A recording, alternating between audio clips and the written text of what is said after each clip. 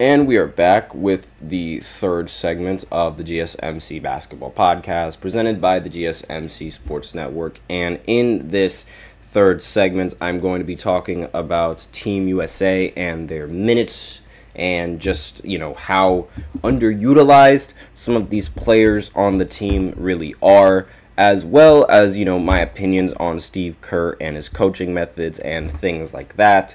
Especially in this game, because this was arguably one of the most trending topics in all of basketball and throughout the rest of the Olympics, aside from, the actual games and the scoring. So, basically, Jayson Tatum in this matchup. Now, the Steve Kerr, he said several times that really, and also Haliburton, I forgot to mention. But Steve Kerr has mentioned several times that the United States is going to play based off of, matchups. So, depending on who and what team they play with and they play against is going to depend on the lineup that they bring out. So, it's like, they are going to bring out a different lineup going up against Serbia. They would bring out a different lineup going against Spain. They would bring out a different lineup going up against Germany. Things like that. Like, in almost every single game in almost every single exhibition game that they played, the only definite starters were LeBron, Steph, and Joel Embiid. And the only players every single time, the matchups, they would sort of change. So, the players, they would play a certain amount of minutes, and, it would change every single game. So it would be aside from LeBron would play in almost every single minute, every single time. And same thing with Steph. But, as the games changed, Joel Embiid saw less time on the court. As the games changed, Jrue Holiday sometimes would see less time on the court. Derek White would also see some more or less time on the court, depending on the matchup. So there's never a guaranteed rotation or a way to fill in this lineup. And that's the biggest problem that I have with Steve Kerr. Just the fact, I have no problem with, working off of, making your starting lineup so that way it best suits the situation that you're in and it better suits your matchups. But the minutes and, just how long players can play, especially someone like Jayson Tatum, Tyrese Haliburton, maybe not, but someone like Jayson Tatum, I feel deserves these minutes on the court. Again, I totally understand Halliburton not playing because they have a lot of point guards and they have a lot of guards that just are arguably better. But Jayson Tatum, I don't really see that same thing.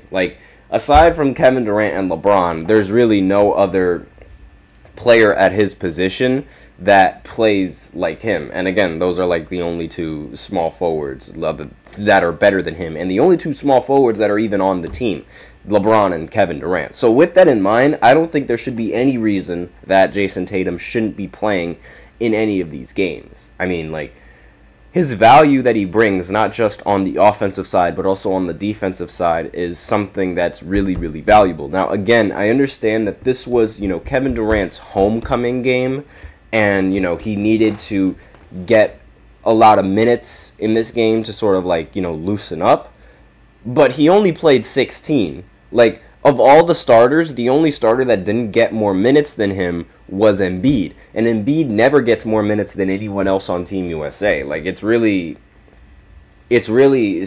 amazing to me that Jayson Tatum was unable to see the court. Meanwhile, you have his two teammates, Jrue Holiday and Derek White, who have seen the court way more than him in this specific game than, and it doesn't make any sense, because Jayson Tatum is arguably the best player on his team, and here he has Jrue Holiday and Derek White playing more minutes than him. So, it's one of two things that I think is going on here. So, one, Steve Kerr's rotations are terrible, or two, Steve Kerr is trying to become the ultimate head coach mastermind and just completely meddle with the entire Boston Celtics and their core players. Because, think of it this way. Now, he gets Jayson Tatum and Jrue Holiday on the roster. Then, when a roster spot opens up, he chooses Derek White as opposed to Jaylen Brown, therefore causing tension between Jaylen Brown and the rest of the starters because, Jaylen Brown, he won the Eastern Conference Finals MVP and the Finals MVP and wasn't selected over Derek White. And that's arguably, that's going to sting him. Like, that would sting anyone that wins an award and doesn't get recognized for it by making the Olympics. Like, that would sting anyone. And then, on top of that, in this game with Jayson Tatum, he forces Jayson Tatum to not play a single minute of this game, meanwhile lets his teammates, Jrue Holiday and Derek White, get all the minutes. So, this could be just like, a big brain move from Steve Kerr to try and, mess with the rest of the Boston Celtics and cause a trouble in paradise so that way the Celtics can't win another championship and go back-to-back, or that they would want to split up and do whatever it is that they want to do. That could be, that's just a possibility. I'm not saying that that's what I think. That could be a possibility in what Steve Kerr is doing. But, I've seen Steve Kerr and his rotations are very, very questionable, especially with this time on Golden State. He has some very, very questionable rotations. And I understand that trying to balance playing time between Kevin Durant, Jayson Tatum, and all of the other starters is going to be a bit of a problem, but it shouldn't be. It really shouldn't be a problem. It should be that you should be able to put any of these players with each other, and they can play with each other just fine. Like, I don't see a single reason why Jayson Tatum cannot be in that bench unit and then here and there just get subbed out with LeBron and here and there gets subbed out by KD and the other way around. I don't see why they have to. I don't understand why he's so guard heavy. Like, he plays every single guard aside from Tyrese Haliburton, and mainly because the rest of those guards, they like playing the perimeter defense, but no, like Devin Booker, yes, he should get minutes, but he shouldn't play at the same time when two other guards are playing. I'm sorry, I don't agree with that at all. Like, I understand it's a very positionless basketball, but like, you gotta play based off of the way I see it, you should play based off of defensive liability and height. Like, if you have some ridiculous offense, you need to have some other players on the defense to compensate for your high offense. It can't just be offense on the court. And I understand part of the reason why that the rest of the players are playing, like, for example, why Jrue Holiday and Derek White are playing, are mainly because of their defense. I don't understand why Jayson Tatum cannot play. Now, I understand why you wouldn't want Haliburton playing, because, again, it's like you're choosing between a player that is passing, that loves to pass first, against another player that, like, so I'm comparing Derek White and Tyrese. You have a player that really likes to pass the ball, but you got a player that likes to play defense as well as pass the ball. Like, I feel like you're going to pick the player that plays defense, especially when you have a team that's loaded with offensive talent. Now, Erica Johnson's in the chat. What's up? Yep, nothing much. Just, talking about the Olympics and how Tatum is just not seeing the court. Steve Kerr, he recently said that he was actually, Jayson Tatum was going to play in the next game, but who is going to sit out if Jayson Tatum is going to play?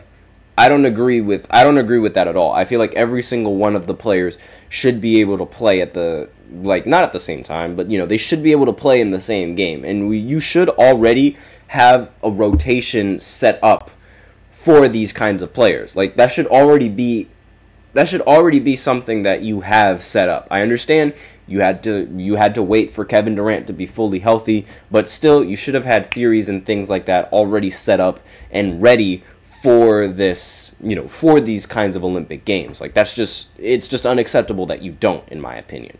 So that's all that I have really on Tatum and Haliburton getting benched. So with that, I'm going to go ahead and go into the fourth segment where I talk about why Joel Embiid was getting booed by the French national, well, not really the French national team, but by the French people in the stands and in the stadium, because a lot of people were really surprised that he was getting booed. Like, they don't understand why he was getting booed. So I'm just going to go ahead and explain that for all of you guys that don't know why he was getting booed. Like, a lot of people thought that he was getting booed because, like, of the fact that he's just not been playing that well in the United States. But it's a little bit more than that, and some people just, they didn't really understand that it was more than that. So I'm going to talk about it after this short break, so be sure to stay tuned.